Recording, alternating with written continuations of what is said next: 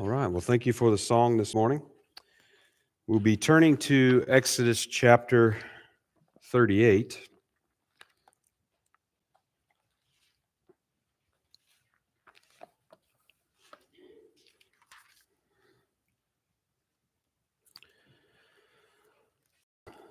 So, in our series through Exodus, this is 45, entitled Finishing the Tabernacle. We'll be looking at chapter 38, and I'll read verses 1 and 2 as we get started. And he made the altar of burnt offering of shittim wood. 5 cubits was the length thereof, and 5 cubits the breadth thereof. It was 4 square, and 3 cubits the height thereof. And he made the horns thereof on the 4 corners of it. The horns thereof were of the same, and he overlaid it with brass. So chapter 37 continued the account of building the tabernacle with the record of the making of the tabernacle furniture. And the items themselves are given in that record almost verbatim from the previous chapters when Moses received the instructions for the tabernacle on the mount for 40 days and 40 nights. This repetition, as we've noted as we've been going through these chapters, continues to highlight for us Israel obeying God's words. So we have the instructions, and we have the record of them making it, and they're almost just word for word exactly the same. The main differences really are just some things that are added in the account of the actual making of it. Not that they added to what God instructed, but just different details that are spoken of there. The additions to these descriptions include like references to the builders and the crafters and those sort of things, and that also gives us a certain emphasis on their willingness for the work, as well as the skill that they had for the work, which God had given them through His Spirit. Now, as we come to chapter 38, we're finishing off the tabernacle build with the courtyard. So remember the tabernacle had this enclosure that went around it. So you have a few exterior items like the altar and the laver and such that were outside of the tent. And so this includes, again, more repetition from the previous instructions. We do get a new section at the end of this chapter, which gives us an account of the offerings that were given, which essentially made up the materials for the building of the tabernacle, the making of all of those things. So this courtyard, again, was made by this enclosure, this fence that was around the tabernacle itself. The burnt offering, the laver was there at the door, before the door of the tent, reinforcing once again there was a separation. God was going to dwell in the midst of Israel, but still yet He was going to be fenced off, and He's going to be in His presence, His Shekinah glory, in the most holy place, and having that altar and then that laver right at the entering in of the tabernacle reinforced the idea that approach to God requires blood atonement, and it requires cleansing. And so even though God was going to dwell in their midst, there was still this sort of separation, this sort of restriction that existed for those of Israel. So as we look at this chapter, verses 1 to 20 primarily take up the account of the courtyard and everything along with that. Verses 21 to 31 give us an account of those materials. These were the things that were given in free will offerings from the nation of Israel. So we're going to start with the first part here. Let's look at starting out with verses 1 to 7. And he made the altar of burnt offering of shittim wood. 5 cubits was the length thereof, and 5 cubits the breadth thereof. It was 4 square, and 3 cubits the height thereof. And he made the horns thereof on the 4 corners of it. The horns thereof were of the same, and he overlaid it with brass. And he made all the vessels of the altar, the pots and the shovels and the basins and the flesh hooks and the fire pans. All the vessels thereof made he of brass. And he made for the altar a brazen grate of network under the compass thereof, beneath unto the midst of it. And he cast 4 rings for the 4 ends of the grate of brass to be places for the staves. And he made the staves of shittim wood and overlaid them with brass. And he put the staves into the rings on the sides of the altar to bear it withal. He made the altar hollow with boards. So this is the record of the building of the altar of the burnt offering. This was the altar that was outside of the tabernacle. This was the primary altar where the sacrifices that were made were to be burnt upon this particular altar. Now we see this he made. We continue to see that reference, and that refers back, of course, to Bezalel and his oversight. There's some ambiguity there as to whether he personally was making all of these items, or whether it really was sort of he was making it, but through the people he was overseeing and such. But regardless, these things were being made by those whom God had chosen for this work, had gifted for this work, and those that they had taught, that had also had been given wisdom of skill through the Spirit.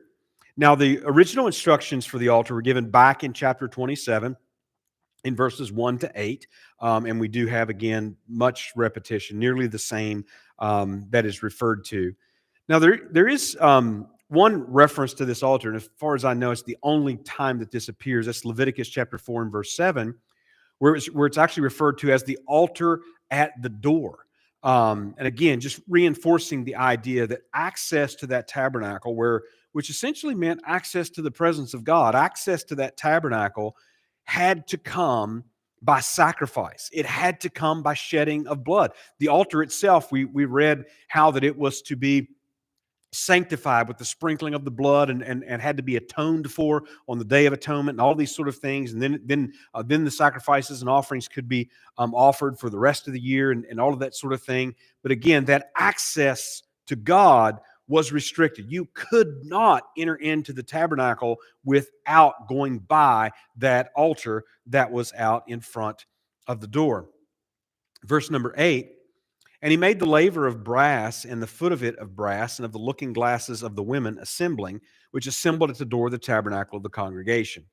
Now he's referring here to this laver, this wash basin that stood between the altar and the door of the tabernacle itself. And the instructions for this wash basin were given back in chapter 30 and verses 17 to 21. Now, this is a case where we do have an added detail in this verse. The added detail here is that the women who gathered at the tabernacle to serve gave their mirrors for this laver to be made. So these bronze mirrors would obviously have come from Egypt. Egypt, as I understand it, was actually known for these in ancient times. Of course, mirrors at that time generally were some sort of metal that would be highly polished so that it would be reflective. Obviously not as good as a glass mirror that we have today as far as the quality of the reflection. But they would be highly polished to be able to show a reflection. And so that's what's being referred to. They gave these mirrors that were these metal mirrors that had been polished, and they gave those to be melted down and to be used for the bronze overlaid on this altar. And of course, all of the instruments and utensils and things that had to be made from that as well. Now, the mention of these women assembling, and they assembled at the door of the tabernacle congregation, how that these women served is never stated. We're never told what they did, but that the fact that this wasn't just a one-time thing for the building of the tabernacle, so to speak. This was something that was ongoing. We do have another reference to them actually in 1 Samuel chapter 2 and verse number 22. Of course, sadly, in that reference, that's about the failure of the priesthood and Eli's sons, who was abusing those women who gathered for service at the door of the tabernacle. We're never told what their ages were. So a lot have suspected that these were widows, but there's nothing in the Old Testament to indicate that these were widows specifically, or that there was any sort of age or anything of that nature. And again, what their service consisted of. In fact, here and in 1 Samuel 2 is the only two times that they are mentioned in the Old Testament. And there's only one other mention that could possibly be referenced to the same. And we don't know that for certain, but if you remember in Luke chapter 2, verses 36 to 38, you had Anna who was described as a prophetess, that she was at the temple, serving at the temple day and night, and that was at the time of the birth of Jesus. Now, that could be connected. In other words, this could have been a practice that was reinstituted after the second tabernacle was built, but we just don't really have a lot to go on about that. But of Anna, her service seemed to mostly consist of prayers, and she certainly was a widow. But again, what these women did exactly, and all of that sort of thing, I mean, we're never told. We're not given instructions for them anywhere, and so it seems like that at least a portion of what they were there for was for praying, but beyond that, we don't really know. Now, beginning at verse number 9 and going down through verse 20. And he made the court on the south side southward. The hangings of the court were of fine twined linen, 100 cubits. Their pillars were 20, and their basin sockets 20. The hooks of the pillars and their fillets were of silver. And for the north side, the hangings were 100 cubits. Their pillars were 20, and their sockets of brass 20. The hooks of the pillars and their fillets of silver. And for the west side were hangings of 50 cubits. Their pillars 10, and their sockets 10. The hooks of the pillars and their fillets of silver. And for the east side, eastward, 50 cubits. The hangings of the one side of the gate were 15 cubits, their pillars 3 and their sockets 3. And for the other side of the court gate, on this hand and in that hand, were hangings of 15 cubits, their pillars 3 and their sockets 3. All the hangings of the court round about were of fine twined linen, and the sockets for the pillars were of brass. The hooks of the pillars and their fillets of silver, and the overlaying of the chapiters of silver, and all the pillars of the court were filleted with silver. And the hanging for the gate of the court was needlework of blue and purple and scarlet, and fine twined linen, and 20 cubits was the length, and the height in the breadth was 5 cubits, and answerable to the hangings of the court. And their pillars were 4, and their sockets of brass 4, their hooks of silver, and their overlaying of their chapiters and their fillets of silver. And all the pins of the tabernacle and of the court round about were of brass. So this is the record of the building of the enclosure, the fence that had these upright wooden posts, and the curtains that was made, and all of their connections that were made to all go together and to form this rectangle that surrounded and enclosed the tabernacle. And the instructions for this enclosure were given back in chapter 27, verses 9 to 19. And this was a sort of a fence or a wall that surrounded and enclosed the tabernacle. It had a door and entering in places, and all of these hangings that were to be made. Again, we looked at all of these things. You read through there, and there's a lot of the sockets and the this and that. And so these things are difficult to visualize. And again, we don't know exactly what they looked like as far as the finished product was concerned. But we do know that they connected all together. It all fit together. And remember, this had to be portable, so it had to be disassembled and reassembled. And so all these clasps and all these different things had to essentially be mass manufactured in a sense. They had to be identical pieces so that they're interchangeable. And so this could be taken down and it could be put back up time and time and time again, and had to all fit together. So there was a high degree of precision that was required in the building of this tabernacle. Then we get to the last part of the chapter, and that's where we read about these offerings, the materials that were used in the making of all of these things. Let's look at verses 21 to 23. This is the sum of the tabernacle, even of the tabernacle of testimony, as it was counted, according to the commandment of Moses for the service of the Levites, by the hand of Ithamar, son of Aaron the priest, and Bezalel, the son of Uri, the son of Hur, and of the tribe of Judah, made all that the Lord commanded Moses. And with him was Aholiab, son of Ahisamach, of the tribe of Dan, an engraver and a cunning workman, and an embroiderer in blue and in purple and in scarlet and fine linen. So this last section doesn't have a parallel passage like most of what we've looked at in the past few chapters. And partly because, obviously, this is a record of what was done. So it's a record of the actual work being done.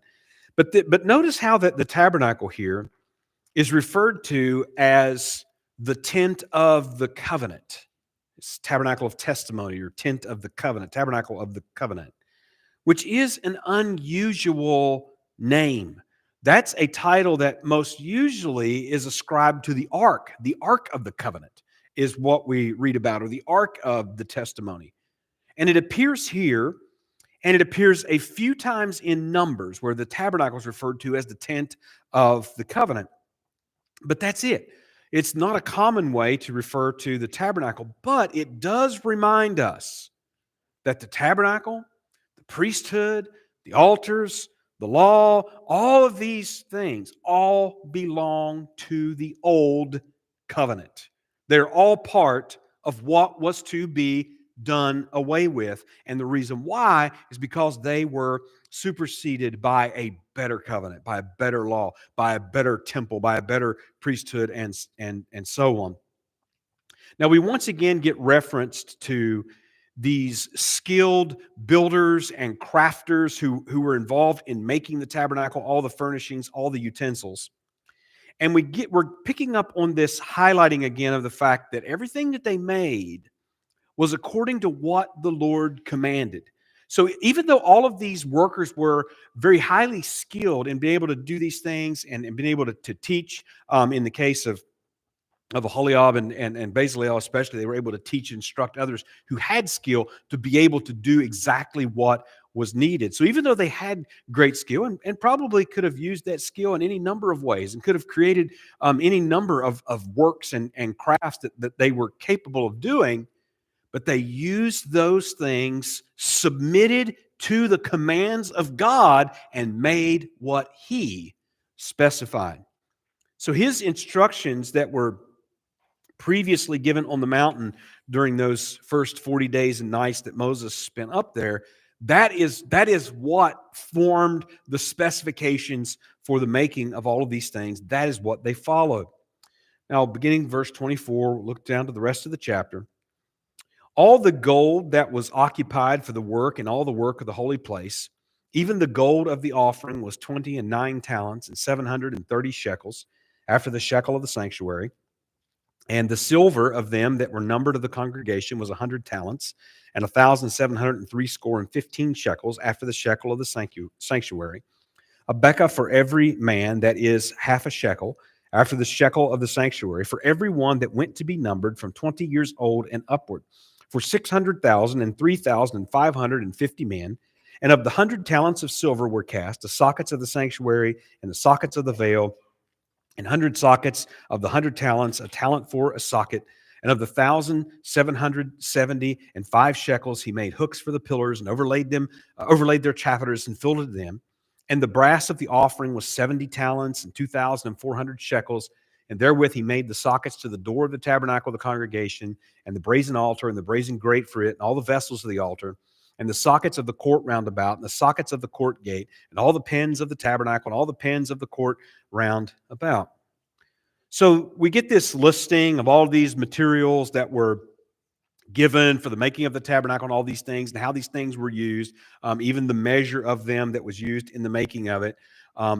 Remember that all of these came from the nation of Israel. Now, one detail that we're given here is that this included the poll tax or the census tax. Now, we read about that being commanded back in chapter 30, verses 11 to 16. And this was not an annual thing, or there was no particular time frequency for this to be done. But whenever there was a census, and the census numbered all of the males of Israel that were 20 years old and older. That was what the census was taken. And when that was taken, every male of Israel 20 years old and older was to give half a shekel of silver. And this was for the maintenance and the upkeep of the tabernacle and all of these various things. But the very first one that they took was used in the building of the tabernacle. And this was given by what we read there, 603,550 men.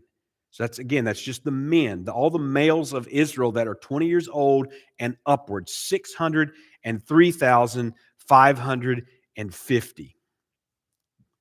And all of them died except 2, and did not enter into the promised land because of their sin.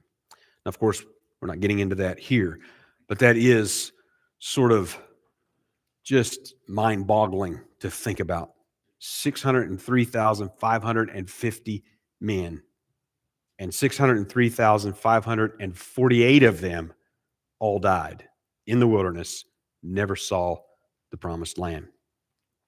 Well, the rest of the materials were given, and according to this, I mean, the census tax only made up a portion, obviously. The rest of it was all the free will offerings that were given by the people. And we saw earlier in this section of Exodus how that they were giving and giving and giving, and in fact, they had to be stopped because enough was given, and they still wanted to keep giving, and they had to be restrained, which is the language that's actually used there. They had to be restrained from giving more because they were willing and able and ready to give, but they had given enough. And so now we have an accounting of what was given and how that it was used and everything that was used, and this is what it took to make this tabernacle and to make all of these things for it.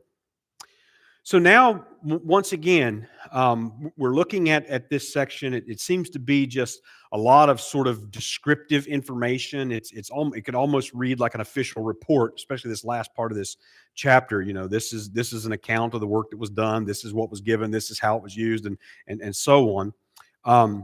So we want to think again about some of the lessons that we can take from the building of the tabernacle. So if you think about, we're seeing this emphasis again and again of them doing things according to what the Lord commanded Moses. Well, think about maybe it's sort of like a chain of command in a sense, but Moses talked with God face to face. In other words, just like two people who might meet in a room to have a conversation, that's how Moses talked with God. Now, that was unique. That didn't happen with the other prophets and with others in Scripture. I mean, Moses was certainly unique among the prophets, but he met with God and talked with God as two people might just get together and have a conversation. Now, of course, when he was talking with God, he's receiving revelation. He's receiving instructions. This is what Israel must do. So that means that in turn, Moses had to take the instructions that he'd been given. He saw the model that he was told everything had to be made by. And then in turn, he had to explain that to the overseers for the work. And of course, they'd been given wisdom. They were filled with the Holy Spirit, we're told. They've been given wisdom for this work. And then they in turn had to turn around and teach those that were skilled, had been given wisdom through the Spirit, and instruct them to actually make and do all of the work required for everything pertaining to the tabernacle. So when we think about this and put this in certain perspective, we can't directly apply this to today. In other words, this is a context that we're not in. Moses was talking to God as any two of us might step aside and have a conversation about something. That's the way that Moses talked to God, and that was unique. So we're not in this context, and we're certainly not under the old covenant. We're not building a tabernacle, all of these certain things. So once again, I just don't want us to lose sight of that, but we can see certain parallels. In other words, we can see some certain general principles that apply, again, generally to the service of God and find some lessons from that. So that's what we want to look at. So the record of their giving and their making and building and all of that, it does show another important aspect of service. We've picked several of these up as we've been going through. I don't know if you've sort of underlined or made a list, or if you've been keeping track. We were told several times that those that served did so of a willing heart, willingly. And we talked about what that meant. We also saw that not everyone did, not everyone was willing. Not everyone did serve, but those who did, they did it willingly, we're told. We're told that those who gave, they gave willingly, and we talked about what that meant. But when we think about the willingness of service, we could sort of break that down into some components. So the willingness of service involves a necessary, a self-motivation. I don't love that description, but what I mean is that they were they were internally, they were willing of heart, we're told several times, willing of heart. In other words, they weren't coerced, they weren't forced, they weren't threatened, and they weren't even, given the carrot. They weren't given the promise of some lavish reward or recognition if they did this. They did it because they wanted to. That's what I mean by being self-motivated. They wanted to serve. And another aspect that we could break this willingness down into is that of commitment. They had to commit to this work. They had to take the instructions. They had to receive the training. They had to actually do the work. And then that comes to the last part of it, and that's what we could call follow through. They had to actually do the work and complete it. They had to keep doing what God said to do until it was done. And we can think about some, and again, this general principles. Think about in James chapter 2, verses 15 to 16, where James wrote, "If a brother or sister be naked and destitute of daily food, and one of you say unto them, Depart in peace, be ye warmed and filled, notwithstanding you give them not those things which are needful to the body, what doth it profit?" In other words, there could be some willingness there. There could be some desire there. There could be some ideas and some good thoughts there. But if there's no follow through and there's no actual doing of it, then it's completely unprofitable service. It's of no benefit to anyone. So we see that as well as we get to the end here and we get this sort of summary, as it were, at the end of this chapter. This is all that was done. This is what was given. This is what was made. This is how it was used. This work was completed. They committed to it and they followed through. Well, we could talk about that even some more, but we think about the tabernacle being finished, being completed, and later the presence of God would fill it. I mean, they were literally making a house for God in what they were doing, and it didn't happen overnight. It took about a year, I think it was. It took a while. I mean, they had to keep on day after day after day, not on the Sabbath day, and then day after day after day, so on. They had to keep on at this work until it was finished. And not only was it finished, but it had to be finished according to what God told them to do. So they were building a home of sorts for God. But it also illustrates another very important factor, something that Paul was talking about in Acts chapter 17 in the verses that we're memorizing. Even though they were building a house for God, so to speak, it wasn't capable of containing God. God wasn't contained in this tent or this tabernacle. It's not like Israel could make this tabernacle and set it up over there and that's where God is. God wasn't contained. You don't live in houses made by men's hands. That's what Paul was talking about. And when the Levites carried the ark, they weren't carrying God around. The Shekinah glory wasn't dwelling between the cherubim as they're walking around with those poles carrying that ark around. So what is the point? Well, ultimately, again, the tabernacle anticipates God tabernacling among us in the flesh, in the person of Jesus Christ. And just as God reminded Israel, you're not carrying me, I'm carrying you. All right, that's all the message for this morning. We will close with a hymn.